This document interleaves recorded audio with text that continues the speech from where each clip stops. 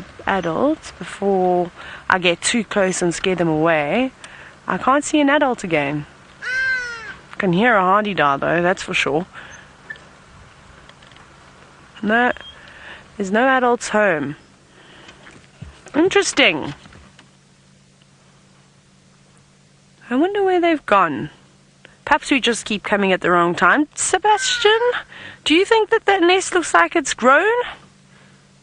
From the last time. Yeah. No, I don't really see any major sort of renovations happening. Like I said, I don't think that's the complete nest.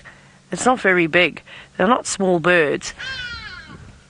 Excuse me, you're trying to talk about African Harrier Hawks here, not Hadidas. I can't even see the Hadada. Oh, it's in the knobthorn. Okay, let me go forward to show you the bird, the Hadidas. This is the Hadada perch. There's 3 of them. This is obviously where they're going to roost for the evening. I'm sorry, Seb, it's a very awkward spot to park. My humble apologies. Seb just needs to level out the camera. We've parked at a strange position, but there are 3 Hadidas in this knobthorn tree. It's a good spot to roost. All over there, that's a good spot to proclaim your territory too. But now it's stopped singing. Not that it has a beautiful voice, and it's going to preen its feathers instead.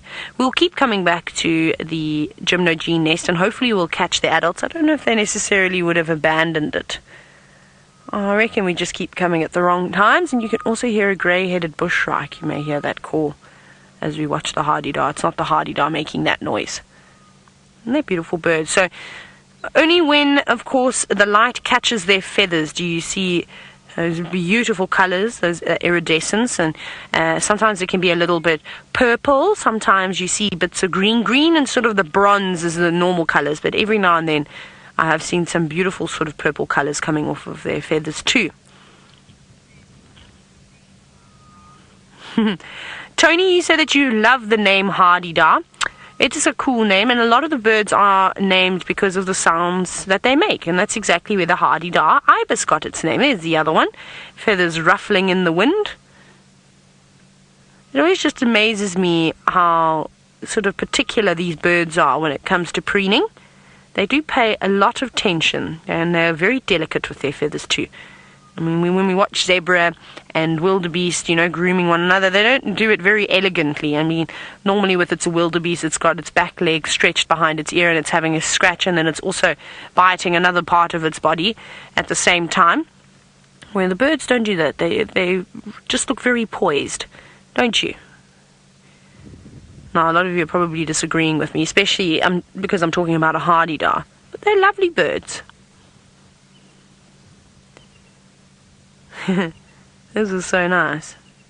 So, well, I'm sure a lot of you are disappointed. We came to check the Gymnogene nest, but instead we got Hadidas.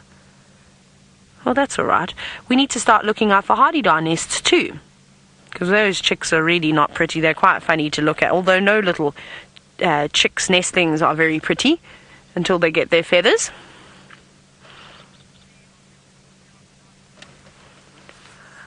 Now, Roshni, you're wondering if the male and female Hadidas are different looking. I've never been able to tell the difference between the two, but what we shall do is I shall pop onto the trusty old bird app and let's see if they give any sort of specifics. There's some brown-hooded kingfishers that have joined us too. You may be able to hear them. And the very nice call that they have. Let's quickly just check if they do talk about... No, they just really talk about the adults. So there's no speculation or there's no sexual dimorphism, but apparently. Yeah.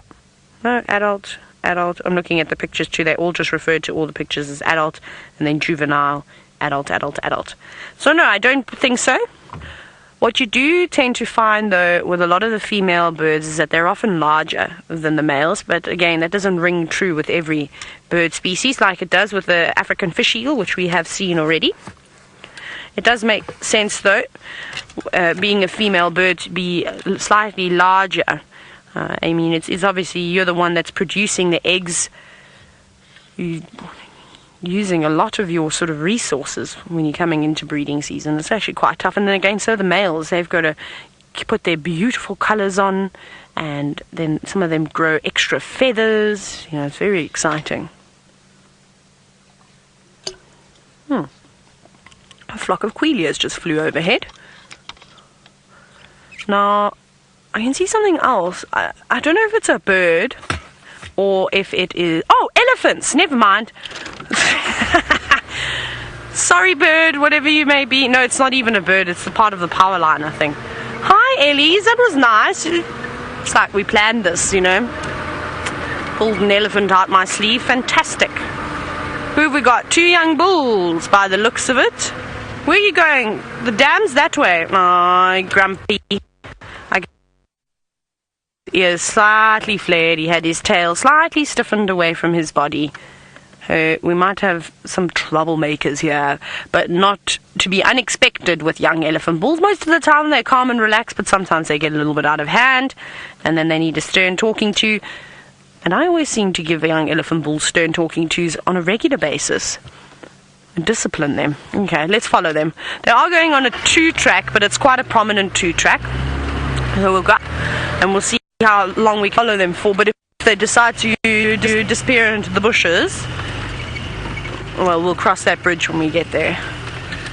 Where are you boys going? Why are you so nervous? It's okay, fellas. Even the mongoose, saw some dwarf mongoose, they ran for the hills, literally. He's not happy. He's a little bit nervous, this fella. So we won't actually bother him. I was saying this the other day, it's important that even though young elephant bulls give us a lot of grief most of the time, we need to pay them a bit of respect too. We need to respect all the animals out here. And if you're not happy, if they don't look like they're comfortable, there's no point in pressurizing them. You don't want them to have bad sort of vibes with the car. That's not the intention at all. So maybe we're not going to follow these boys because of the way that they reacted when I approached. And I was going very slowly. I couldn't have gone any slower. If I had, I would have stalled. And I wonder if it's not the... Remember we've had a couple of sightings with with 2 young bulls. What is that one just chased? Was it a... Let me just go forward just a little bit. This other bull sort of flapped his head towards the tree. I don't know if there was a big, rather large bird that was sitting in it. I did see a branch sort of bounce and move off. So, I'm going to try and guide you. You see these trees here? In the fork of that one, there's a little bird. I don't know if it's a little raptor of some sort. I think that's what he was going after. Actually, I'm just trying to see if I'm on the right branch. No, actually go down and to the left, to the next one, a little bit, go across. There we go. So go to there. Perfect. Oh, it's a squirrel. Ah, so I think it was a squirrel that it actually chased. That squirrel must have been out sunning itself. And that elephant... Oh, no, it wasn't the squirrel. It was an antelope. But the squirrel, I think, got a fright. It must have been on the ground, too. And then jumped up the tree, because the nyala wouldn't make a tree branch bounce around like that. But I'm sorry, there's actually an nyala that's just stepped out from up the thicket. Okay, let's... No, it's so thick. Okay, let me just reverse. I'm sorry about our elephant friends, everyone. But unfortunately, I just don't think they want to really be viewed today. But we had a quick view of them. Okay, right. While I do a 37-point turn, let's go across to Byron. It sounds like he's got a yellow-billed hornbill. I do indeed. And a red-billed hornbill. 2 bird species in the same frame. There is the yellow-billed, and there is the red-billed. So that's 2 for the list. Fantastic. There's actually beautiful light on them right now. That one's just picking on some seeds in the shade. I think sometimes people take the hornbills for granted because they are one of the birds in abundance in the greater Kruger area. We do see them a lot, but they're beautiful and they've got great characters.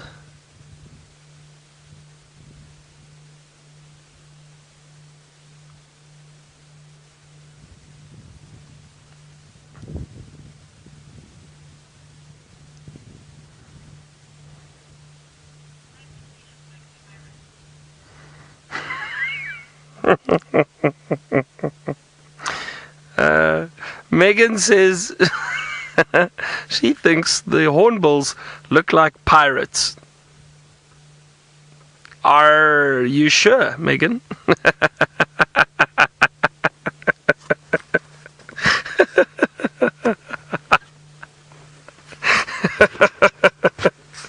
Oh dear, it's never too early for cheesy jokes, eh?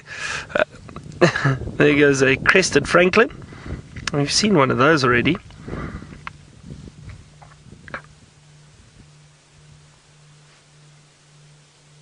I don't know why Megan says she thinks they look like pirates. Maybe with those the feathers that go halfway down the legs, perhaps. Where's the other one? The yellow-billed was closer there. Yeah. Like pirate pants, she says, the feathers down the legs.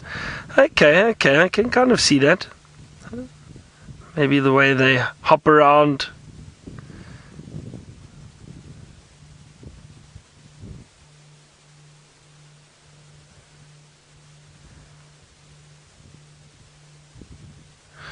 Oh well, more birds to add to the list. That's great. It's nice to watch the hornbills too, hopping around looking for something to eat.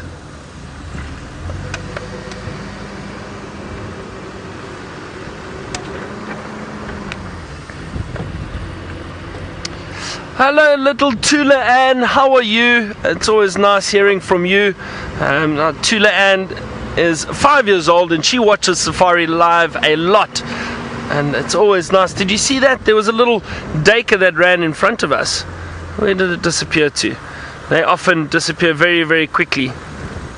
Now, Tula Ann, you asked if we see giraffe at night with the babies. We do, Tula Ann, sometimes. So we see giraffe at night and the young giraffe. But because we use the spotlights at night, we try not to shine the light on them. Their eyes are quite sensitive, so we try not to shine the lights on them, but we do see them. Sometimes at night we'll see giraffe moving around, but we don't always show them at night unless we've got the infrared on where we don't have a light on them. But yes, Tulan, we do see them at night too, moving around. All the animals are still out at night, Tulan. Some of them become less active, so they maybe go and rest in the open clearings for safety, but they are still around, and we do still see them when we are driving around. It's also gone quite shy and tucked itself underneath the water, but they're edging a little bit closer now to the edge of Chitwa, so they'll probably come out of the water at some point. And hopefully we get another opportunity to see those young calves playing either in the shallows or out on the island. That seems to be their favorite spot. That's quite nice. And I'm surprised that they're away from the main pod. That's quite unusual. Typically they're right in and amongst the others. So I wonder, maybe they just didn't have a little tiff and she's moved out. Well, to just take a deep breath. I wouldn't surprise me if animals need a break too. It's a very stressful life out there for them out here. But isn't this one so sweet? Not camera shy at all. It looks like it's actually loving the camera. In fact, it's looking at us. Very curious about what we are. Come closer. You can come right up, I promise. I'll even sit so quietly not to give you a fright. Probably have to do more convincing for a hippopotamus. Now, Roshni, you've said that it is so cute to see the size comparison. It is, it's really nice, but my favorite is when they come out of the water, when mom is standing, or a little one is standing next to mom out of the water, then you can really see, and they're funny. You can't help but giggle at a hippopotamus, especially once they're showing their little stubby legs. It is hysterical compared to the rest of the size of their body. They really look out of proportion, but they can move, and that's what the most surprising thing is. And I understand why people, when they come to South Africa or other parts of Africa, and they say it's impossible. How can that animal be the most dangerous animal in the world? Well, in Africa, not the whole world, but in Africa. And obviously, I'm talking about mammals. Not bringing mosquitoes into this. And when they run, when you see them running for the first time out on land, even as a guide, I was really, really surprised. I thought, wow. My goodness, you really don't want to get into the way of one of those animals. Come on, you're mouthing the water. I know you want to open it and show us your little gums. I don't know if this one is quite starting to develop its teeth yet. It should. Maybe not its tusks just yet. Is Mom coming back? Lara Moore, you've said that Hippo's eyes looked so direct. They do. They have to be up top there, though. For the way that they're designed and for their habitat, it's actually perfect. Their eyes, ears, and nose. And James's drone. Now I'm thinking of the drone for some bizarre reason. Has drawn a beautiful image before, showing you how the ears and the eyes and the nose are on a very similar plane. And it's so that they don't have to unnecessarily expose their body to the harsh African sun. Obviously, like I said, it's very hot out here constantly in this area. And they can just pop their nostrils, eyes, and ears out all at the same time. And they can be quite nervous. Hippos. Oh, look who joined the party. Oxpeckers. Oh, that's always a welcoming sight. We've seen lots of them today. That's very nice. They also prefer to use the hippopotamus to land on, so that they can drink easily from the water. And as you can imagine, there are not going to be many predators that tries to snatch a oxpecker off the back of a hippo. I could not imagine many birds being brave enough to do that. A good spot, right? Not wasting any time, just popped in for a quick drink and off they go. Maybe there's some sport on that they're going to catch. But there's our little sweet hippo. Yes, open your mouth. Show us. You want to. What are you chewing? As a very sweet little hippo. Jackie, you're wondering how long can the hippos stand water for? Well, typically, she wasn't too sure about that. Oh, little one's not too sure about that either. Going back for more, careful, that little one's going to eat you. No, it's not going to eat the bird. Don't worry, I'm just talking nonsense. So, Jackie, they typically can hold their breath for about 6 minutes or so. However, I'm starting to sort of doubt that after that sighting that Ferg and I had with the hippos and the elephants. We were actually talking about it earlier. But I think what just happened there is Scuba Steve is a professional at just poking his nostrils to the surface of the water. Sometimes you don't even know that he's come up to take a breath.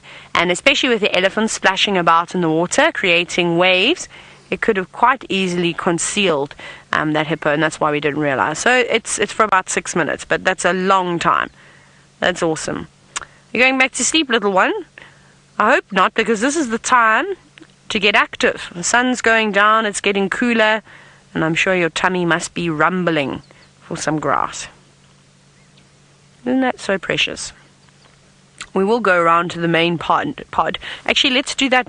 Oh, I'm thinking, but I know this little one, what's going to happen is when I turn the car on and drive away, it's going to get very excited. You're going to go around to Mom now. It looks like it's slowly walking. It's very shallow there. And I've also spotted the Egyptian geese family and the goslings. Should we have a look at them? Because I was watching them the 2 days ago from the deck, and they were very sweet. You can hear an Egyptian goose calling too. That's quite fitting. There's Mom and Dad with 1, 2, 3, 4, 5, 6, 7, 8, 9. I think I counted. And you saw how protective those adults got, just as that other Egyptian goose wasn't even coming into land or to cause any trouble. It was merely just flying overhead. But they're coming off strong, letting everyone else around them know, don't come near us and our family. There we go, there's a couple more. Oh, will you be very careful, Blacksmith Lapwing, taking on an Egyptian goose? I think you will find yourself short there if you challenge them. Very protective parents. See that, keeping an eye out on that lapwing. Just making sure, right, put my head down. And great, so here we go. Here you can see one of the many ways that Egyptian geese will sort of feed. One of their favorite things is, of course, to graze out on the open and eat all that lovely green grass. And then when they're in the water, they also do a little bit of sort of filter feed. I suppose filter feeding. They're just collecting all the microscopic organisms that are living in the water. But aren't they so precious? It almost looks like they've got eyes on their backs. Snazzy, you're wondering if Byron and I can take you fishing on a game drive one day. Wouldn't that be amazing? Now, unfortunately, we would, if we were to catch any fish out here, it would have to be catch and release. I'm sure that would be a policy with the Sabi sand. It's what we had to do in Zambia as well. We had to catch and release all the fish. And I don't know, there'd be some really big barbel in here, which would put up a bit of a fight. There's lots of tilapia, Mozambique tilapia. They're very pretty. In fact, the males actually go beautiful colors. Get some greens on them, a bit of red. They're lovely. I was actually watching them when I was up at Mapungubwe. There was a pond that was quite sort of clear, just sort of drying out pool from the Limpopo River. And it was really amazing, in fact, to see them. I was just watching them swim round and round and round, and I was looking with my binoculars at the beautiful colors of the males while they was happily swimming around in the water. Just trying to think. I've seen Seb. I know it's a hard term, but I have seen some African hoopoes, which we haven't seen for a while. They're bobbing on your left over your shoulder. You might be able to see them just off of the road. I can reposition for you. Let me turn. Let's do that.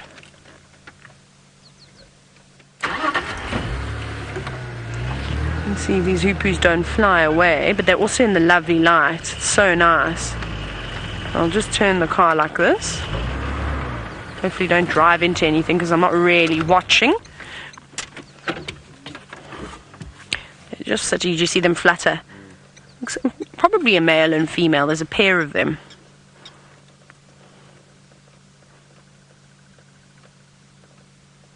And where did they go? They're there. A little bit to the right. There we go. They were just a little bit further to the right. Bobbing up and down, probing the ground. They are beautiful birds, and I'm sure Byron... Has Byron seen the African hoopoe? Just obviously he's seen them, but I don't think he's seen them since Brent has issued his challenge. This is why I said I wanted to donate birds to him, but I've just told off by everybody that I'm not allowed to. Isn't this sweet? Now, I wonder if the African hoopoes, the males, present the female with a prenuptial gift. Shall we have a look? I'm not actually sure. I haven't really seen much of a courtship display before with African hoopoes, so it would be a learning curve for me too, but let's go and have a look. Hoopoe, hoopoe. There's another bird that gets its name because of its call. Let's see what they say about breeding. We know that they use natural cavities to nest in. We definitely know that. Movements, habitat, foraging. Here we go, breeding. Let's see if they say, what do they say here? I think he might just entice her with his beautiful feathers. Yeah, it doesn't say anything about just typical, obviously, fluffy male fluffing himself up, following the female around. But it doesn't say anything about courtship feeding. Interesting. Well, that's quite cool. Nice to know that they don't do it, but I suppose he doesn't need to. Look at those beautiful feathers.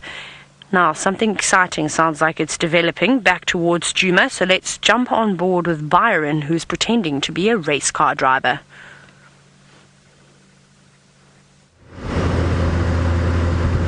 All right, now we got an update. It sounded like there's a female leopard who crossed onto Tayla, onto our side. However, it's close to the gate and no one's in that area, so I'm trying to get there quite quickly. The chances of finding that leopard again are quite slim, but we're going to do our best. So I'm trying to race through there as quickly as possible. I don't always like racing around through the bush, but something like this when there's no one else around, so if she has crossed, if we don't get there quickly, we might just lose her and not see her at all. So I'm going to try and get there. I don't think there's another car in that area, unfortunately. But that's exciting. I'm hoping we get to see a leopard.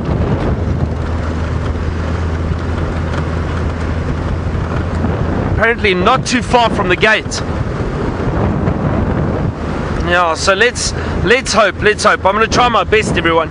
Would be great to have a cat this afternoon. And I think I'm owed a leopard, actually. I haven't seen a leopard for quite some time. So very possibly we might get to see one.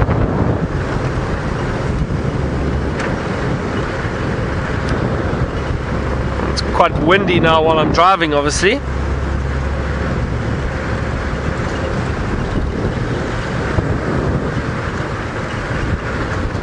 Angeline, you say you hope it's Shungile.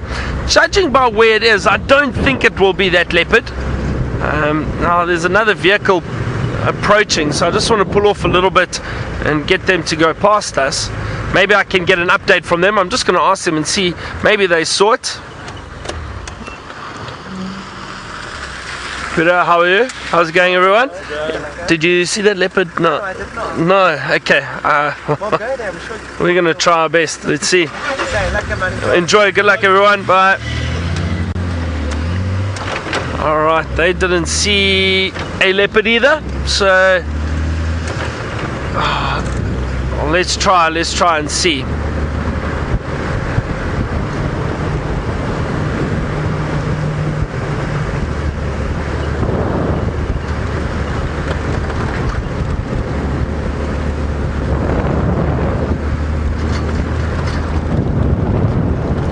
So this is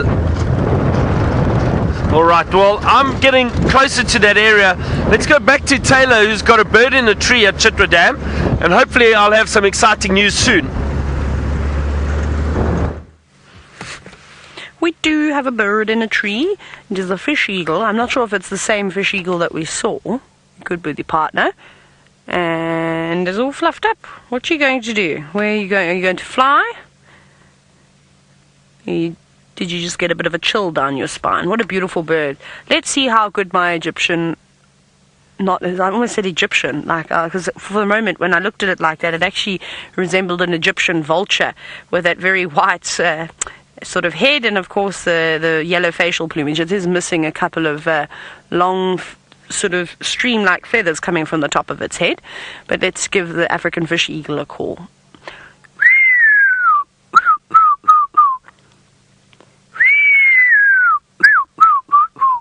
Worst African fish eagle call in the history of African fish eagle calls. I'm quite confident in saying that. It is a hard call to master. Actually, I think I said that I was going to try and do the African fish eagle call as many times as I could on drive, because someone's parrots were starting to learn the bird calls, and they know the pearl-spotted owlet call, and I just think that that's hysterical. So imagine if we could teach your parrots to do the fish eagle call. That would be amazing. It would be really beautiful if it did decide to give us a call now too. Ooh, hang on, we might have frisky hippos. Fish eagle, I'm going to draw your attention away very quickly. Let me reposition completely for you, Seb. I'll poke the nose in front of the dam. I just saw one hippo try and mount another, so I wonder if it's a male and female. Let's have a look-see. Or they could just be two male hippos playing around. That's also a possibility. But the two of you just look way too cozy for my liking. Don't you think? Now they mate in the water, but they typically give birth out on land or in the very shallow water. Let's see what's happening here. Oxpecker also come in. That's awkward. It is also normal to see hippos resting their heads on one another. That's also a common sight. That's normally how they end up sleeping. And keep their heads above the water too. But let's see what happens here. It's very difficult to tell male and female apart when they are in the deep water like this. Males are much larger than the girls. I'm just trying to stay. I can't really see the big dominant bull in the main pod either, unless he's got his head underwater. But there's another hippo that's slowly, very, very, very slowly making its way over here. So we'll see if the one at the back starts acting a little bit on the aggressive side, then perhaps it is a female. You're just having a sleep, aren't you? And I don't know where our crocodile went. We also saw Boris, by the way. Borissa. What else the names did we give her? But she's down in the corner where the fish eagle was. She was looking for a spot to rest, I suspect. Maybe I'm mistaken. They look fairly sort of same size. Perhaps they're two just juvenile bulls that are just on the outskirts of the main pod. That could also be another thing. And maybe you're gonna have a game here now, because that other hippo is making its way straight towards these two. Let's see what's going to develop. Oh, there's another one coming. They're all coming over here. I think also Mom with the little ones is making her way this side. I think that's a little hippo. Yes, there they are. Look at them. They can't get enough of the camera this afternoon. They've come around for the corner. They move quite quickly. We haven't been gone for too long. You can see Mom's able to walk. Do you see that? So just keeping her head above the water and probably standing on her tippy toes, and little one, unfortunately, struggling a little bit, so it goes down and up. Well, maybe it's a little bit shallow there. I'd love to know sort of how level this ground is down here. I'm not brave enough to come and take a swim in Chitwa Dam, though. Seb, would you swim across here? If I offered you R1,000,000, would you swim the length of Chitwa Dam? Yeah, the problem is I won't be able to spend R1,000,000. Seb says he wouldn't be able to spend R1,000,000. It would not be advisable to swim the length of Chitwa Dam or the width of it. I don't know. Yeah. I think the crocodile's obviously a big threat. But I mean, I don't know if they've ever eaten a person before. Hopefully they haven't. But the likelihood is, well, there could always be a chance. Remember, crocodiles do see humans as food. There are only a couple of animals that actually see us as prey. Remember, polar bears and crocodiles. So that's why you don't want to take a chance with a crocodile. Even though they're not particularly big crocodiles, I'll tell you right now, they'll be a lot stronger than you and I could ever be. Hippos, however, would be my main concern, just because there's so many youngsters out at the moment. And I've seen how quickly they can move. I've seen the damage that they can do when you're in a mokoro or canoe, even to an extent in a speedboat. They cause huge damage. So for me, I'd be like a little pretzel. We don't want that to happen now, do we? No conflict, I'm afraid. No action. There's also not a bad thing. Everyone's very peaceful at the moment. Are you coming over to say hello, little hippo? Look, they're coming closer. Please don't charge us. Let's see what's going to happen here. This looks like a younger hippo. Please don't come over here with Mom, because Mom's not going to be happy.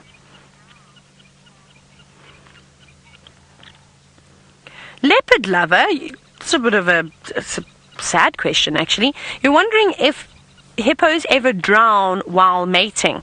I've never seen it happen, but you never know. These males, like I said, the males are much larger than the females, but again, they can hold their breath for quite some time. So I don't think there's definitely always a possibility, but whether it's a common thing, I doubt it. I don't think it's particularly common. No, I'm not even going to comment. Never mind. I was just digging a hole for myself, so I'm just going to avoid that. That's the end of that conversation. I'm done. Who's going to give us a snort? It would be nice if we could have the fish eagle call first, and then if we could have the hippos sort of chiming in afterwards as well. That would be lovely. In an ideal world, of course. I can't believe how sort of well behaved everyone's being this afternoon. We'll maybe stay with these hippos for a little bit longer. The little ones are creeping closer. They're quite curious. I'm interested to see what happens. Let's go across to Byron. He was rally driving. I wonder if he's found that leopard. Unfortunately not yet, but we're looking very carefully, trying to see if we can find tracks where this leopard crossed exactly, and then we might get a better idea. It's so difficult now because she went straight through the bush, so I don't know exactly where she crossed. It's difficult. Obviously this road is quite busy.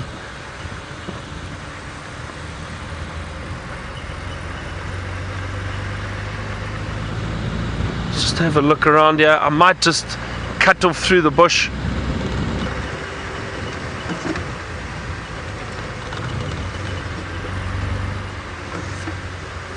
Judy, all the way from Texas. Hello, Judy. You asked if leopards eat guinea fowl. Most certainly they do. They do indeed. Sorry, I'm just having a look here, Judy. Yeah. Leopards will eat many different ground bird species. I can't see any tracks of a leopard around here. I'm just going to drive through the bush now and see. Maybe we spot something. We're starting to lose light too, which will make it even more difficult. And maybe we get some view or some sign of this leopard. So Judy, the leopards will definitely eat francolin, guinea fowl, all those ground birds. They'll definitely hunt.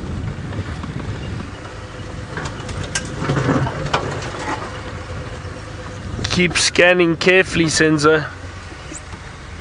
We'll see. Hopefully we find this leopard. This is very exciting, but it's also it's a little frustrating knowing we were so close. A little steenbok just ran through there, but I don't see any sign of a leopard walking through here. I think that steenbok ran from us, not from a leopard.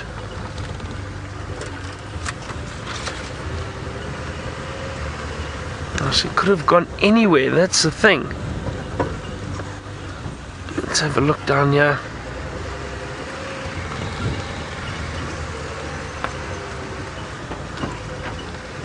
Come on, I'm sure.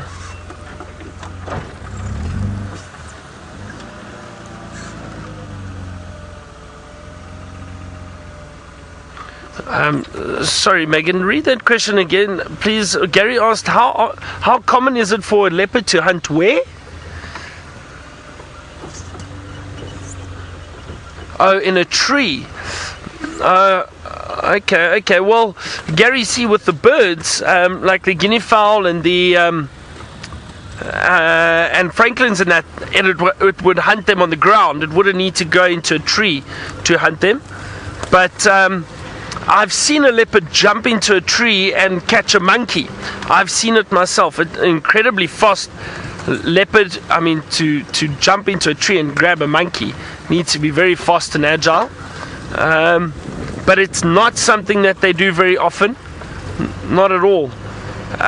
They prefer hunting obviously on the ground when they can stalk and get closer to their prey.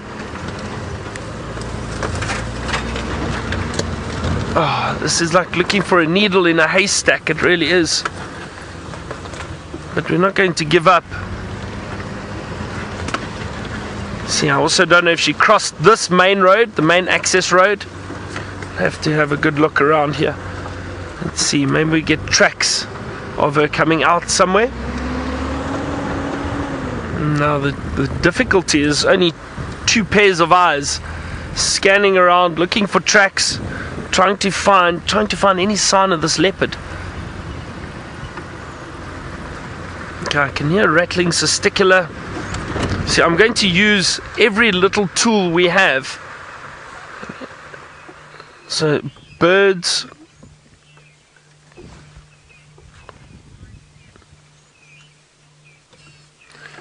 Vishkal, new viewer, good afternoon to you. Welcome to Safari Live. Great to have new viewers with us. You asked how long the live stream is. Well, every day for 3 hours at a time, 3 hours in the morning and 3 hours in the afternoon for sunrise and sunset drives. So you've still got about an hour with us, which is great. And you've joined us at an exciting time because we're looking for a leopard. Oh, come on.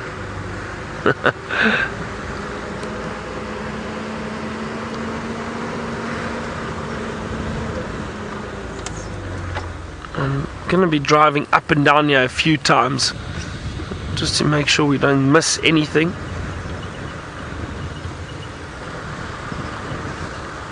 I haven't seen a single track, so I don't know if this leopard has come out the bush or if she's still just walking through the thicket.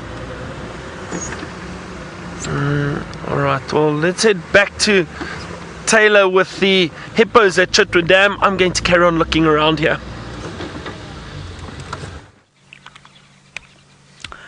Byron, you better find that leopard, otherwise no dinner for you, I'm afraid.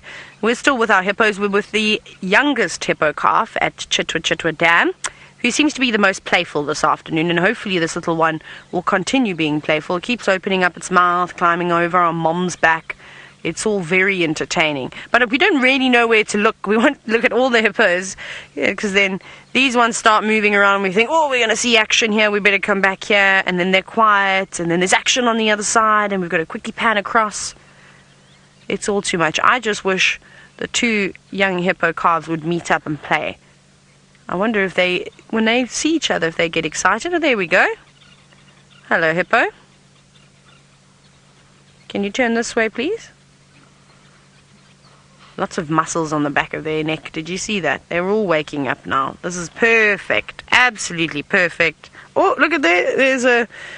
Looks like a male. He was going to do a territorial display for us. No, maybe not. And typically they will do that. They'll raise their bottoms into the air and they will defecate and whip their tail back and forth. Not their hair. And normally you'll have two bulls doing that. It's actually an amazing sight to see. And they come together... because their boundaries and they're not their boundaries, but their territories not necessarily overlap, but they sort of come up one against each other. And often, once a day, they'll meet, sort of share their stories, make sure that, of course, no one's being naughty and trying to come across to that side or try and sneak a female from his pod, and then it's fine. Then they go about their separate days. So they can definitely have peaceful encounters with one another. See, that little one is very cute. It just wants to play. And you all know what it's like, especially when you were really young and you got to spend some time in a swimming pool. How even we as humans like to porpoise up and down. Hey, isn't that funny? Pushing right from sinking first, then pushing from the bottom and trying to jump out as high out of the water as you possibly could, and then flopping back down again. Well, my brother and I used to do that a lot. Oh, you can hear the Hadada too. They're actually flying this way. We might see them. Oh no, they're landing on the island.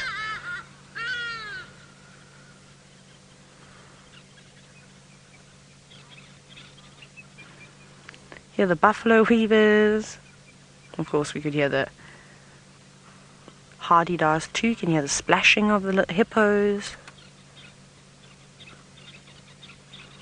What a great dam this is. Definitely full of life. I think if I was guiding out of Chitwa Lodge, or if I was still taking guests on safari, I would quite easily come and sit here for an entire day. Or at least do one of my drives just surrounding the dam, actually watching and observing everything that goes on. Because it's a lot to take in to rush from sighting to sighting. You really don't get to enjoy the animals or really learn much about the animals. But like I said, unfortunately, most people that come to Africa for the first time, it's all about getting that shot. And then only the second or third time that they come to, they really start appreciating what nature has to offer. Oh, that pod is getting quite rowdy over there now. Look at that. Oh, opening its mouth again. They're all starting to open their mouths. Perhaps we need to go around that side. I'm just thinking what's going to be the best spot now. No, I think we're in a pretty good spot. You can see them all. The next one's going to open its mouth just to the left. It's contagious. That yawn. Open and stretch your jaw. I mean, you know what it's like when we open our mouths wide. When you do a yawn, how nice, sort of good you feel. Imagine when you've got a big jaw like a hippo, stretching and opening your mouth quite wide. That must be a very nice feeling. And now they've settled down again.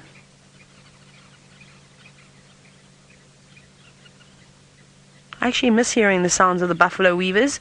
There are some that live outside my room in the fever tree, but they haven't really been making too much noise. Oh, sweet. What are you going to do? You're going to come this way? Try to splash about. Oh, I thought we were going to really see some action this afternoon, seeing as though we've spent so much time at the dam. But perhaps that is not the case this afternoon. Mum, you're just having a little bit of a break. Just taking it easy. That's a funny shot. That's really funny. There we go.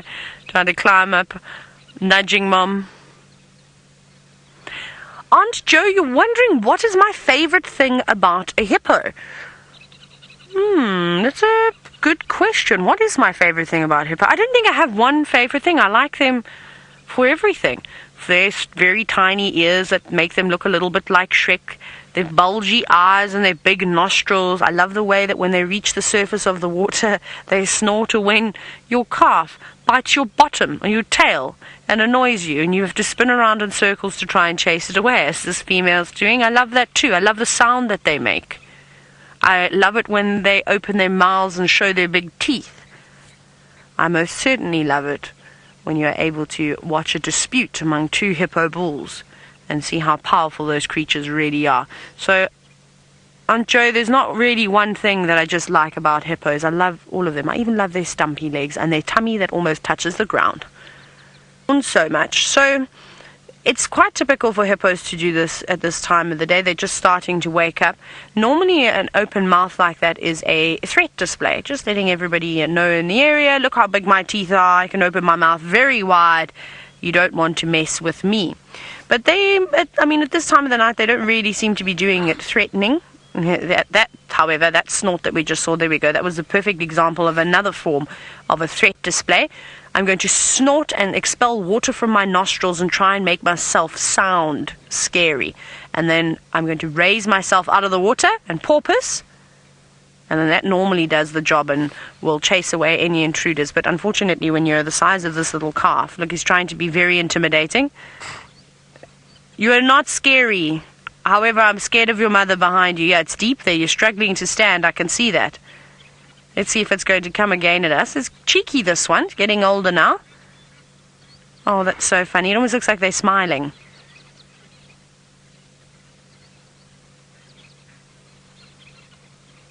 Isn't that sweet? Giving us the blue steel. I think it's realized that unfortunately that intimidation method was not working. Right, as that little one ducks under the water, let's go back across to Byron. I'm sure he'll be waving his spotlight around soon, looking for the reflection of Leopard's eyes.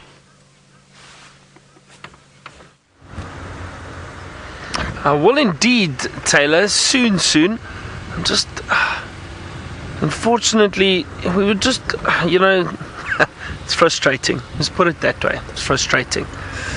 But I'm not going to give up. I'm going to drive around this area, probably until the end of drive, if we don't find this leopard. But no sign, absolutely no sign of this leopard at all. I've checked the roads carefully. I've tried to look for tracks. I think it might have just stayed heading through the block and didn't cross the road.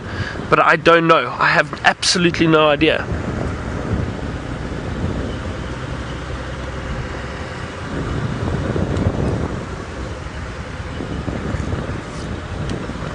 Keep scanning, keep looking.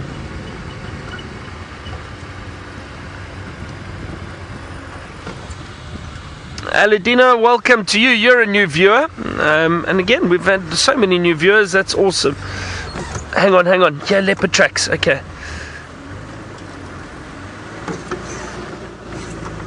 Let me just double check here.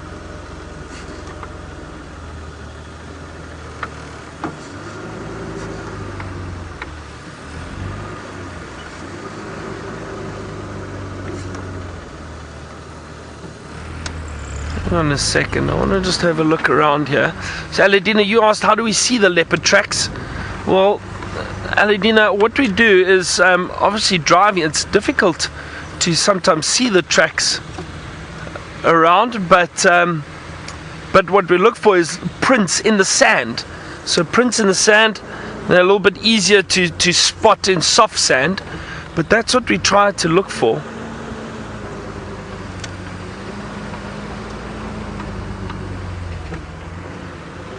There's a bit of an open clearing. It's not quite bright enough.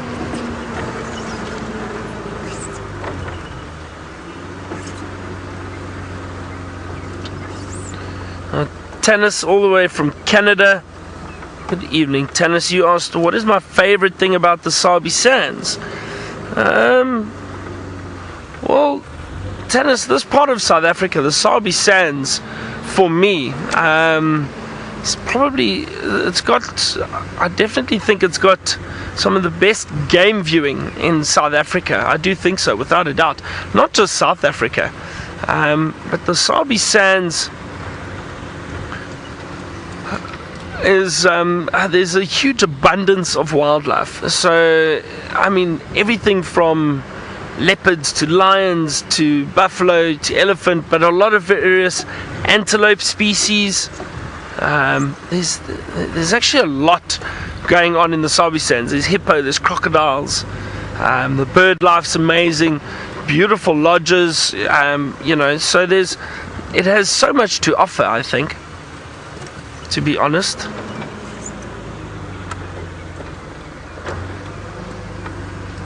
Now I'm trying every little thing to find where this leopard went.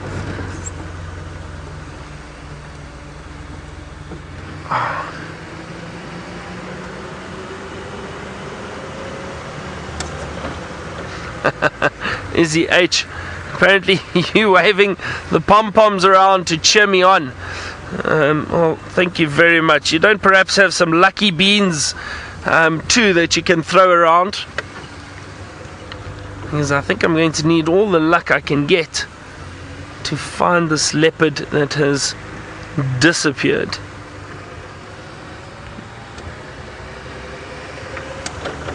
Ah, come on. Oh well. If it was easy, everybody would do it. And that's why it is so special when we do have our wonderful leopard sightings, because you can see how easily they can just disappear, where you won't see a single thing. Wonderful sweet smell in the air at the moment. I'm assuming it's from a lot of flowers that are on the trees. Also a lot of flowers on some of these magic quarries at the moment. I'm going to turn around again and go back. I'm not going to leave this area.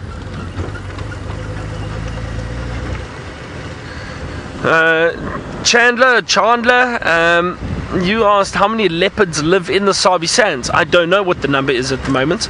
I have no idea. I would guess somewhere in the vicinity of about 50 to 60 leopards, probably. I wonder. Within the entire Sabi Sands, maybe more. I would guess somewhere around there. Okay, Tristan thinks probably more. Tristan thinks up to about 100. He just mentioned that in the final control now.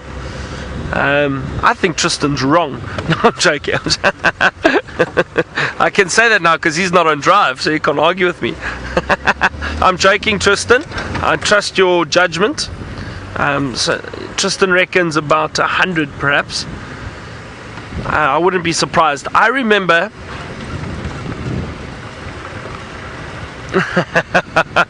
oh dear, Tristan said he stole my car, and good luck finding it. Thanks, Tristan. So I remember one year at Londolozi we had about, I'm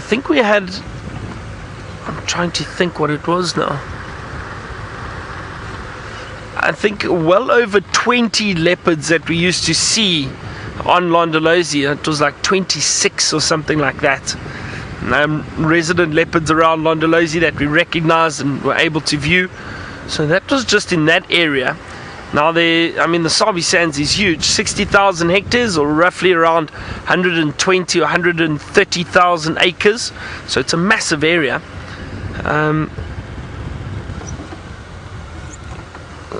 So I'm sure there are a lot of leopards around. There's definitely a very high leopard density in this area. That's why the leopard viewing in the Sabi Sands is so great. Well, not right now, but it will get better. Let's head back to Tayla and see if she's left Chitwa Dam yet. We have left Chitwa Dam. I'm sorry, I just got something in my eye now. My other eye, my good eye. I don't know, I'm terrible luck. Easy at safety glasses. What I was going to say is we have left the dam. We're on Cheetah Cut Line now. I think we're going to go the length of Central. So we're going to take our next left. Perhaps we'll go up Gari cut line. I haven't quite decided just yet, but we're going to be making our way sort of that side. I haven't really heard much on the Eastern Channel in terms of sort of updates. I did bump into Peter and some of my friends, Joel and Gary. We said hello to them, but there wasn't many updates by the signs of it. I did hear, however, though, that there were wild dogs apparently in the west this morning, which makes sense, because remember I said to you that there was no one in the east at one point. There must have been something exciting happening down in the west, and it was the wild dogs. So I don't know if they're around again this afternoon. No, I haven't heard anybody saying anything about them, but maybe tomorrow morning they decide to pop past and pop through Djuma. Wouldn't that be fantastic? I'd love to see wild dogs again before I go. It would be really nice. They're such amazing animals. You really can't get bored of them. You can't get enough of them either. Right, spotlight out. Let's see. I would really like to find a chameleon. That would be the ideal situation. Ooh. John, you're wondering what animal do I want to see outside of Africa that I don't want to see. Now I've got to think about this, because I was going to say a shoebill stork. That's my, like, on top of my list of things to see. Outside of Africa, again, I want to see the okapi, and that's in the Congo. You stumped me, John. I would like to see sloth bears in Sri Lanka, please, and thank you. And pangolins or armadillos. I'll quite happy to see an armadillo in the great land of America. And what else do I want to have a look at? Tigers, of course. Who wouldn't want to see a tiger? Asian elephants. I want to see all the animals. I want to see jaguars. I want to see... What did I want to see? There was one of these little lemurs. I can't remember what kind of lemur it was now, but they look like bush babies. They look like the lesser galago. They're so sweet. They're small. Very small. Mouse lemur? Did I make that up? I could have made that name up, though. Oh, my goodness. What was that rat? Not the rat, that mouse that howls. Remember, we watched the video of the howling mouse. It was really quite funny. That was that in Canada? I think it was. I'd like to go and see that little thing, whatever it was. That's hysterical. I'd just be laughing the whole time because it's so funny and I can't take anything seriously. I also think did we miss our turn-off? I feel like we maybe missed our turn-off because I was yakking too much. Okay, we'll take the next turn-off. Whoops. It's not like I haven't done that before. No, we could be alright. No, I think I did miss it. I think this is now Hippo Pools Road. Okay, we'll just take it anyway. What else would I like to see? I don't know, there's just so many animals. I mean, my goal is to one day be able to travel the world, mainly for wildlife. I'm not into visiting all the big cities too much. I'd quite happily rough it and go out into areas where maybe I'll get an opportunity to go and travel somewhere where there's not even been a person before. How cool would that be? I definitely want to go to the Pantanal in Brazil, and that's also quite high up on my list. I want to try and visit places that unfortunately might not be around for a very long time, just due to deforestation or the changing climates. I'd like to go to the Arctic too and see Arctic fox. I want to see walruses. I want to see polar bears. I want to see all these amazing creatures. Whales. I've only seen whales from a distance before. I've never seen them up close, so that could be quite cool as well. All the animals. Show me everything. I'll be happy. Even the frogs. Oh, imagine going to Brazil. I'd be in heaven. Can you imagine if I got to go there, seeing all those amazing nocturnal creatures, go on a night walk and see the frogs and spiders, and maybe not the spiders so much, but all the other creatures that live in the jungle. That would be incredible. I'll have to start planning a trip there. I think I'd like to go to Sri Lanka first, though. I really want to go to Sri Lanka, especially to visit our friends from Leopard Trails. They were so much fun. I think Rebecca's going now to Sri Lanka, if I'm not mistaken, which is quite fancy. Jealous. If I was on holiday, I would be traveling with Rebecca to go to Sri Lanka. I'd be in that plane, I'd be trying to surf on the beautiful beaches, and I'd be tasting all the food. It would be great. Seb, where would you like to go?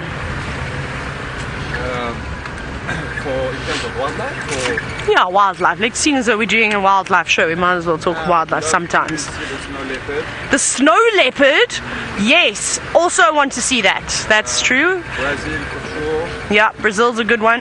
Definitely. Australia. I'd like to go Crikey! You want to go to Australia? some kangaroos and some koalas. Well, there we go. You can go visit all my family. They'll probably drive you crazy, though, and you'll get sick of them. Maybe. Big No. dream, Antarctica.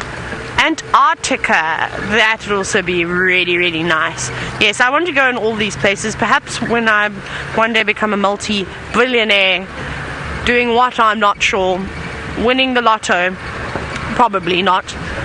But yes, then I shall travel the isle, buy a big ship, and everybody can come with me. We can just travel the world. How much fun does that sound? Huh? Great. Hopefully we'll learn a thing or two along the way as well. But let's jump on board with Byron, who doesn't seem to be having too much luck with that leopard, but I'm sure he's so excited to tell you about all the places and all the animals that he wants to see.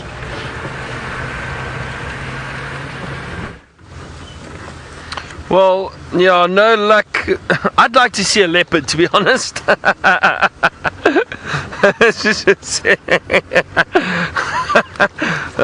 Jeez, it is so frustrating.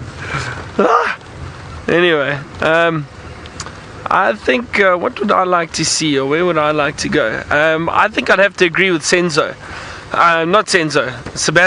with the snow leopard.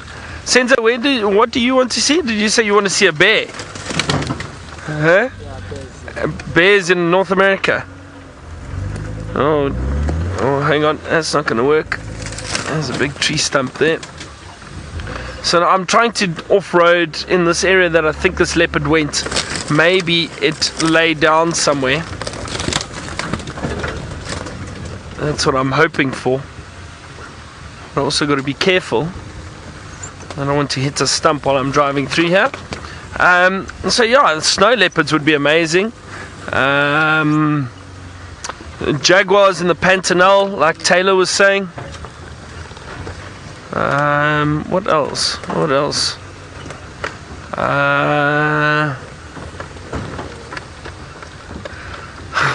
don't know. Yeah, those snow leopards. That is something I really would like to see. I'd love to see that.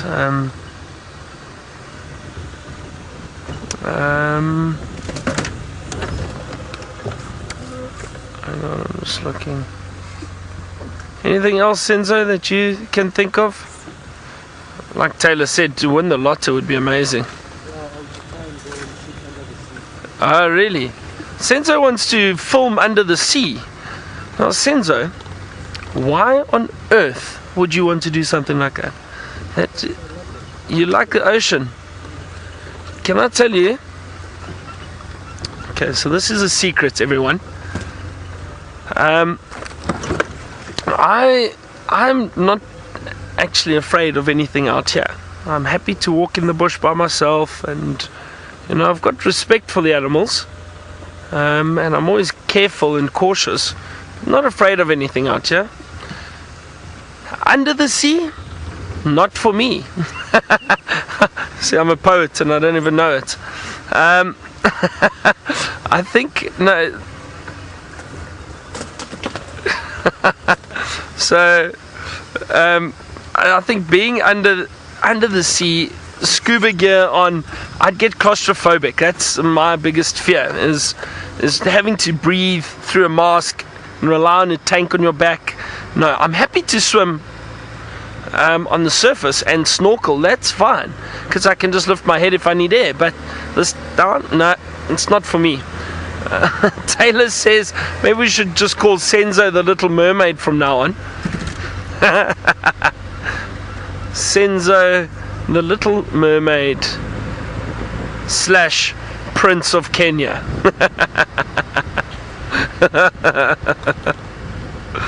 Oh gee, Senzo, where has this leopard disappeared to? Yeah, maybe they lied to us. Maybe they didn't see anything. What I was confused about is, why didn't they let us know that it was heading this way so that we could get into the area. Sensor, a lot better than saying, oh, it's crossed. Oh wow, it sounds like Taylor's found a genet in a tree. I wonder if it's the genet that we saw the other day. Let's go have a look. It's Janet Joplin. Ha ha ha ha. Actually, that credit goes to Byron because he said Janet Joplin the other day too. No, it's another hole in a tree that we have found. We're actually on Quarry Pan Road, and I just saw these little eyes, and I thought, oh, that's exciting. Isn't that amazing? We're so lucky at the moment, and I'm not surprised though. It's typical at this time of the year to see genet and white-tailed mongoose and honey badgers and pangolins and all these cool things just because the bush is so exposed. I don't think you'd see that in summer because the tree might get a couple of leaves on it, and I think the shrubs in front of it could be a lot fuller too, so it would make it a bit difficult. But that's a great little spot in there. Now remember not to stick your hand into the crevices of trees because you might not be lucky and find something like a genet. You could find a snake, you could find a scorpion, you could find many different things that you wouldn't want to touch. But that is really awesome. I'd love to know how big that cavity really is inside, although I suppose genets are nimble little creatures and they can curl themselves up into little balls if they wanted to, so they wouldn't need much space. Now we're really lucky. We have Genevieve, the genet, that comes and visits us in camp quite regularly, and she's very relaxed. She's not tame. You can't touch her. I reckon you'd lose a finger. Should mistaken your finger for a pork sausage or a cheese griller. And you don't know what types of diseases that they carry, so it's always good to stay clear. Even though she is relaxed and she comes close, she's just used to people. She's obviously lived in camps for most of her life and going into the staff villages and things like that. It wouldn't put it past me if people have fed her in the past. However, we have a strict no feeding policy. Well, especially when Tristan and I are around, we enforce it. We don't feed her. We don't want to sort of intervene with nature, but she comes around and she sniffs about. Are you coming out the hole? Oh, you're going to groom yourself. That's quite cool. Not every day that you get to watch a genet groom itself. I apologize, the light changing color all the time.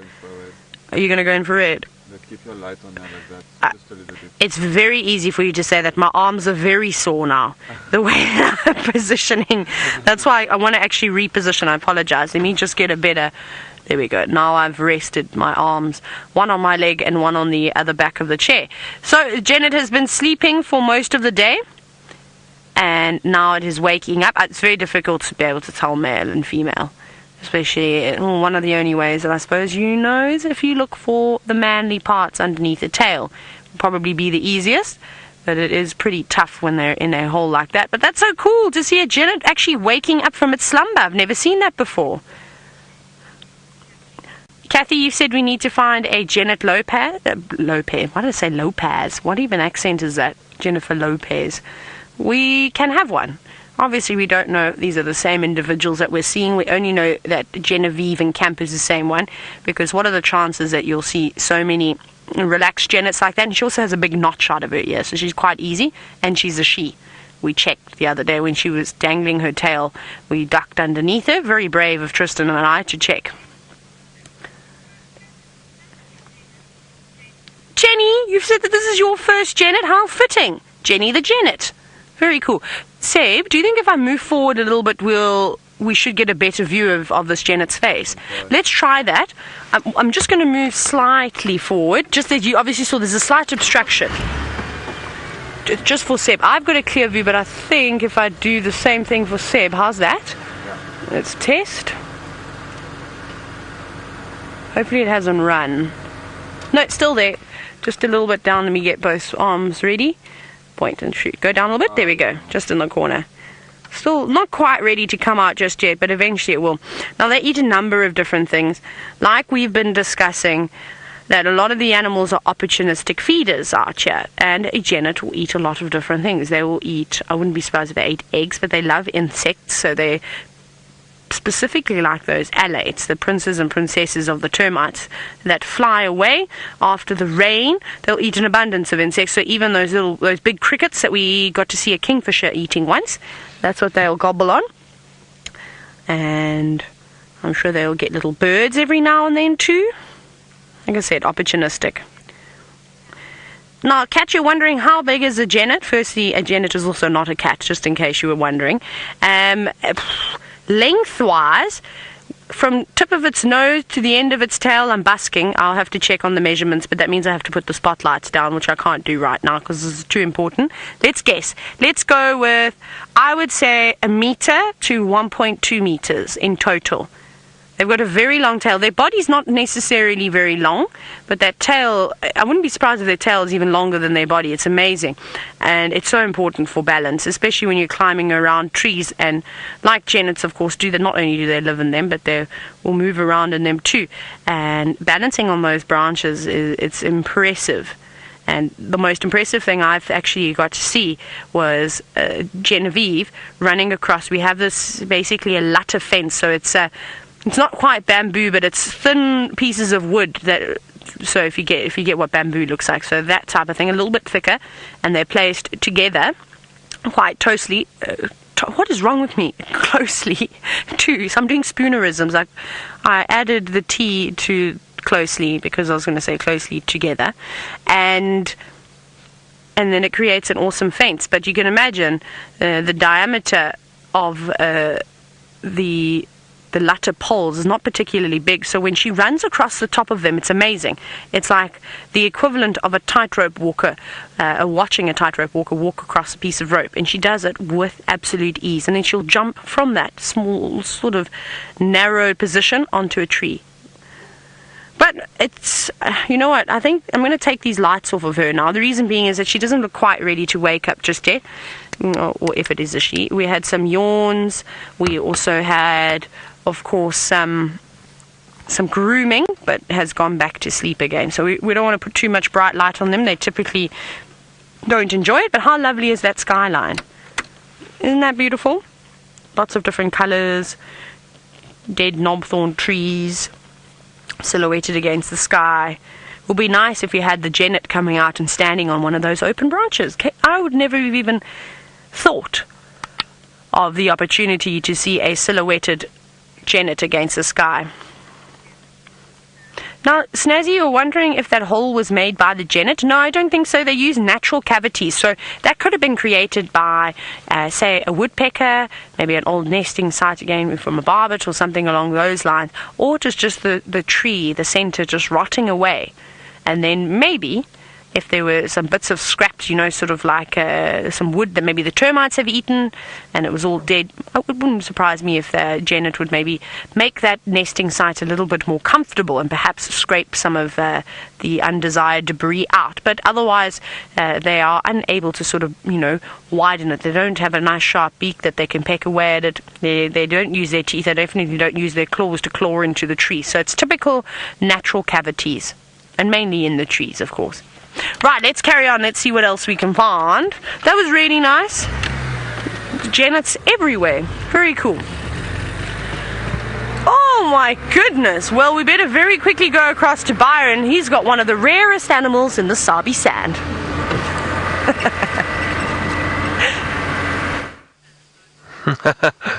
Well, they're not that rare. Just for some reason on Djuma they are. But look at this. A whole herd of buffalo. Isn't that exciting, everyone? No leopard, but buffalo.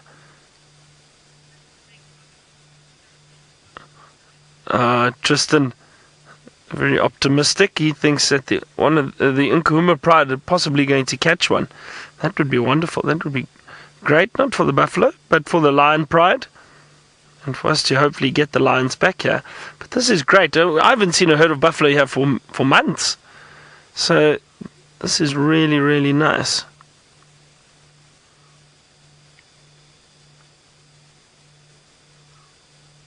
Now, this is so great to see buffalo again. Now, my bird list took a bit of a back seat while I was trying to look for a leopard, but I'll have to continue tomorrow again. I can just hear a Scops owl calling in the distance, but I'm standing on 36 apparently that we've got on camera, so we need to definitely pick it up again tomorrow, which we will. In the morning we might have some luck. I'll definitely go across to Chitwa Dam and go and have a look at some water birds, hopefully. Now you can see how these buffalo, now they're staying quite close together, which is interesting, because often they do spread out. They're just grazing, looking for the grass that they love to feed on.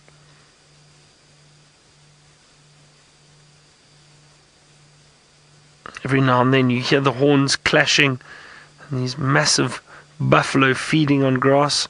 This is really a nice surprise.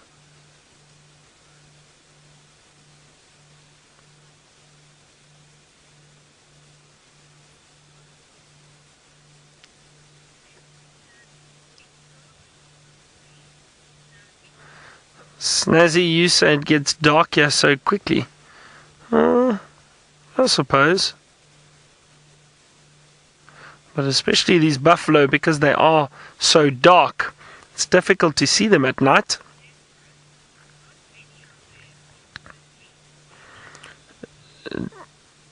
Debbie, you asked how many there are. I'm just going to scan quickly across here. 5, 8, 13, 20. I don't know. There's possibly about, I would say, between 20 or 30 buffalo here. Just judging. I can't see at the back there, but somewhere around there, I think. 20 or 30. That's a nice size herd. Hopefully well, it looks like they are steadily moving towards our side. They're just on Buffelshoek, but it looks like they're steadily moving towards Djuma. So that would be great if they hang around here for a while.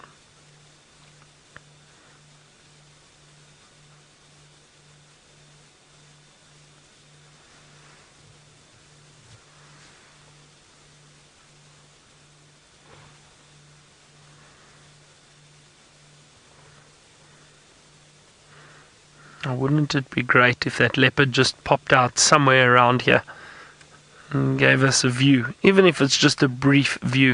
It would just be nice to see a leopard.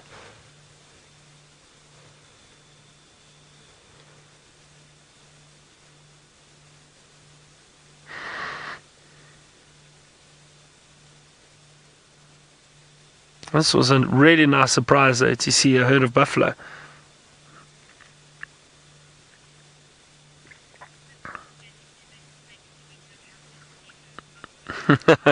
Liz, you say you've never been so happy, or you didn't expect to be so happy to see a herd of buffalo. Yeah, see what happens when you don't see certain animals for quite a while. You get very excited to see them. And buffalo, I enjoy buffalo. I don't know, I just know how potentially dangerous they can be. Very unpredictable animals, very powerful. So I like buffalo.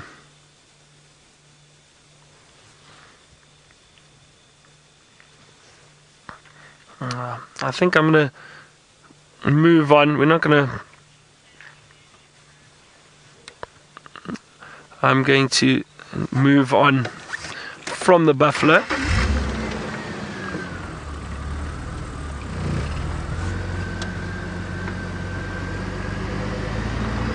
That was a great surprise. Now we just need one more surprise. Tayla got to find another genet. Oh, that's exciting too. But she's still scanning with the spotlight. Let's see what else she can find. Not a genet, but another of the nocturnal creature, a nightjar. And this looks like a fiery neck nightjar. Just from the sort of reddish fit, there we go. As it turns its head, you'll see that someone's got a rust band behind its neck. It's a very pretty bird, this. Isn't that cool? Look at that massive eye. Even casting a shadow.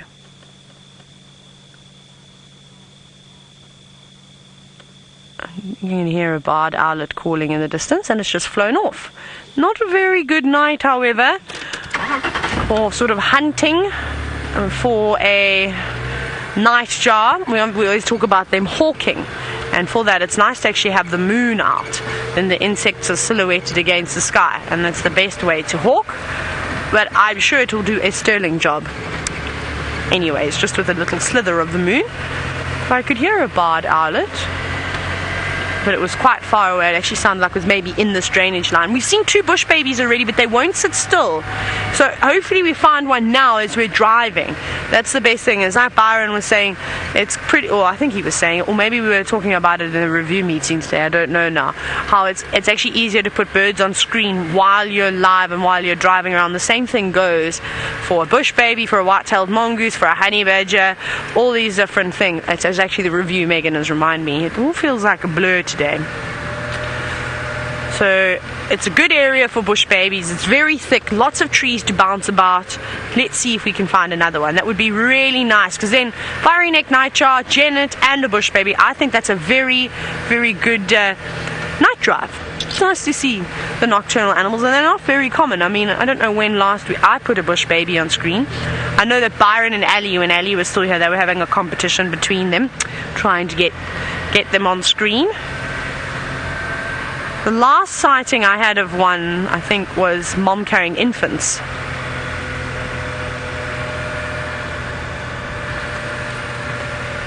Ilana, who is only 14 years old, you're wondering, other than rhinos, what other animals can't we put on screen? None, actually. That's it. It's really quite a simple list. And in the Mara we can show rhinos. It's just here at Djuma that we aren't showing them yet. Maybe one day, who knows? They're amazing creatures. But that pertains to both black and white species of rhino. Let's see what else is here. See, there's lots of guarri trees. It's the chameleon tree in the winter. It's the one with the most foliage on. They love them. But I don't know, it's been warm today. It was a very warm day, but obviously not warm enough. But again, we're not checking on the tops of the trees now. We are searching down on the lower levels, because that's where they'll tend to go. Let's hang down where the foliage is a little bit thicker. Oh, I really hope we can find a bush baby. We had such nice luck now, and it's really starting to disappear. But how about those buffalo, right? Amazing. Where have they been all this time? I hope that I get to see them. That'd be really great. I've picked up a stick. Get out of the car. I'll just drive over you.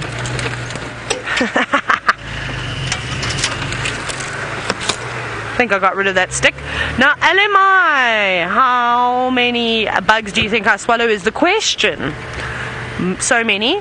If you watch in summer, I'm very unladylike and I have to apologize regularly because I'll spit off the side of the car, or I choke, you know, on a bug that I've just eaten. I do 2 things. I either catch them in my mouth, or I catch them in my eyes. Byron says the reason why I eat so many bugs is because I'm always talking. Obviously, it would be weird if I was just quiet all the time. Can you imagine? Just silent safaris.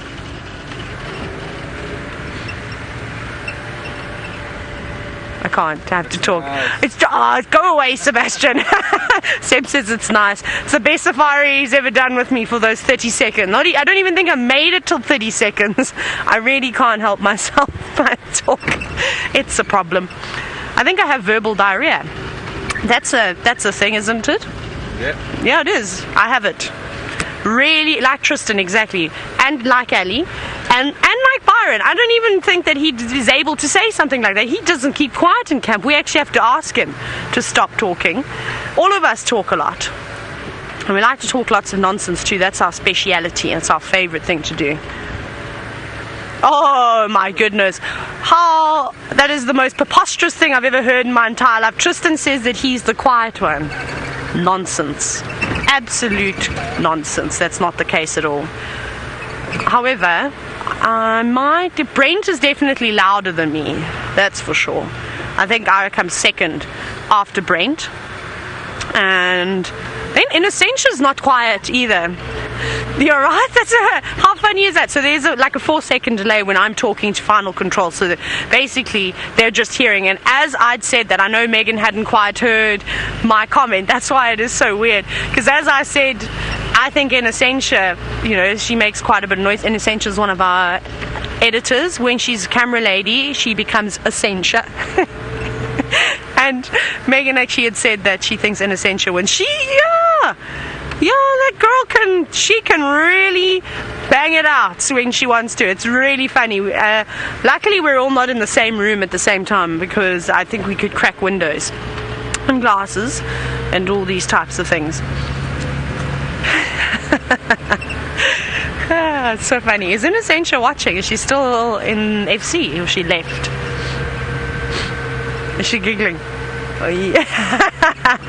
So Inno, as we affectionately call her, is still sitting in final control, working very hard, putting together all sorts of wonderful footage. Right, I can't believe we haven't had any luck. This is ridiculous. From 2 bush babies to now nothing, and not even a chameleon. No, I'm not. I was going to say, oh, maybe it's time for another chameleon song, but that's not going to happen. Maybe on my last drive. Right. So I'm going to just use exactly what Megan said, that she said to me. So here we go. Enough of me, you know, sort of blabbering on. Let's go across to Chitty Chatty Byron.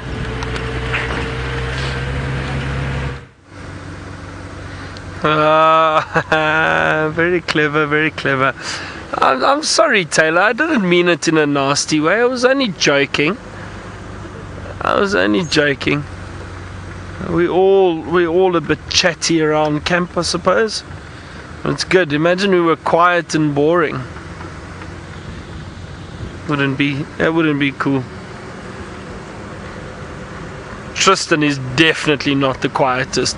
Just because he speaks a bit softer than us doesn't mean he doesn't speak at all.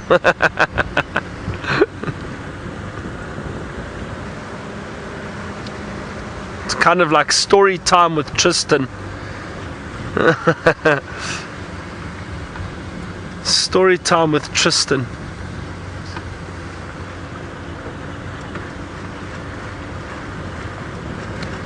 I'm terribly sorry, everyone, that I could not find that leopard. I tried really hard. I don't know what happened to it. Don't know which direction it went. It disappeared. Oh, and it was so frustrating. It really is. If we just had a few more minutes and we knew it was heading this way, we probably would have seen it and followed it. But who knows? Let's see what else we can find, maybe just while we've got a little bit of time left. And tomorrow is another day, everyone. We will try again tomorrow.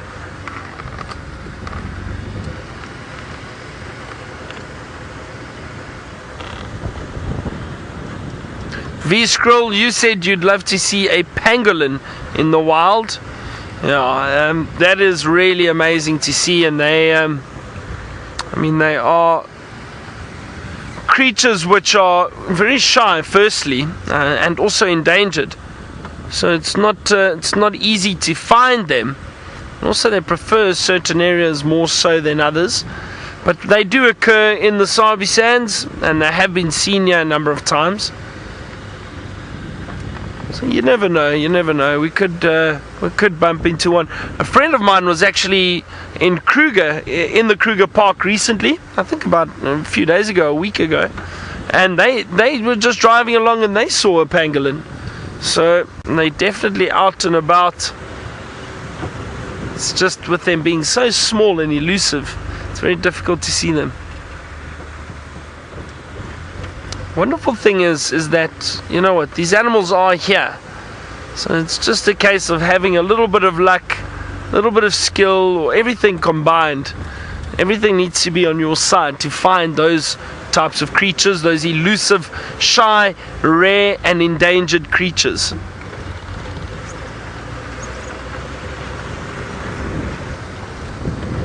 Like a leopard, for example.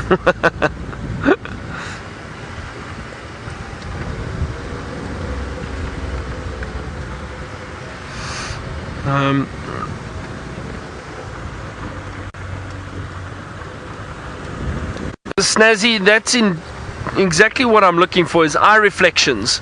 So anything, most of the animals all reflect, their eyes reflect in the spotlight, especially predators. They've got nice big eyes, and it's fairly easy to see or get a glimpse of the eye with the spotlight, with the reflection. So that is what we're looking for.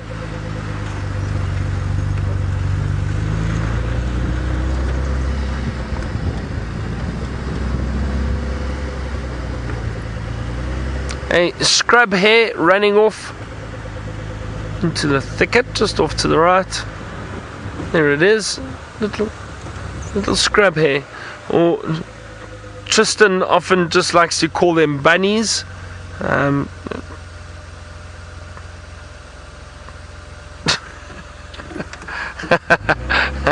Apparently Tristan's having a little giggle.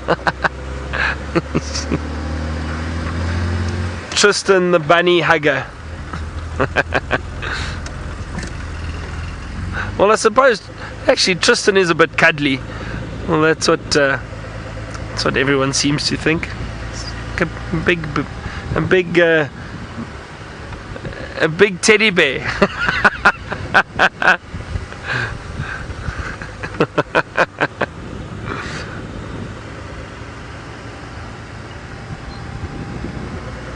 All right. Hang on, what is this over here in the grass? What is that? Is that a white-tailed mongoose? Oh yes, I was hoping to see one. There it goes, white-tailed mongoose, everyone. Fantastic.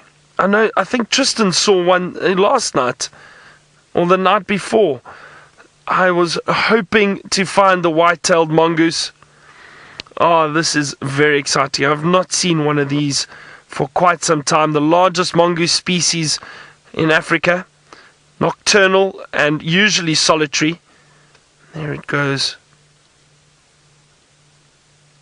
Oh, that is wonderful. Look at that beautiful view.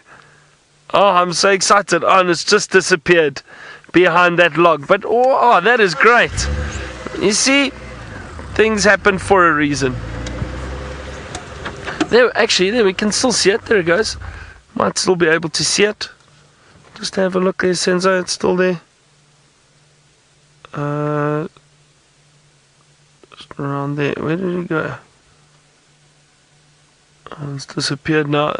There it is. It's still right there in the center. There it is. You can just see a bit of movement. Oh well, it's moving off through the long grass there now. But what a nice surprise. As I was saying, you never know what you're going to bump into. Time, patience, luck, and a bit of skill. All of those combined, and you'll hopefully find what you're looking for. Well, thank you very much again to all of you, to our viewers, all your questions and comments. We love hearing from you. Hope you enjoyed the show. We will be out again tomorrow morning for Sunrise Safari.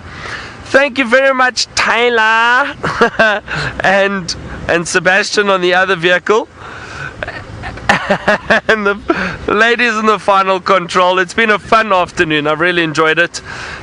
We will see you all tomorrow. Good night, goodbye, have a wonderful day. Bye everyone.